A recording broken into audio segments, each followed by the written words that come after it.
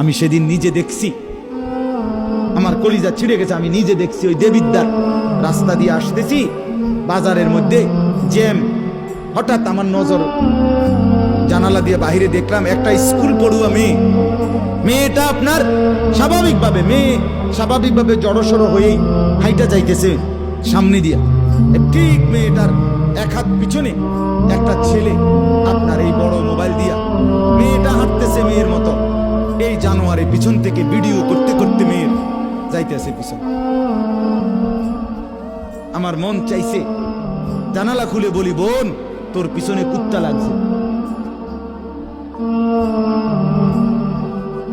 তোর পিছনে কি লাগছে? কুত্তা লাগছে, তুই তোরে কুত্তা থেকে বাঁচা। বলে মুসলমান এত নিকৃষ্ট হয় কিনা?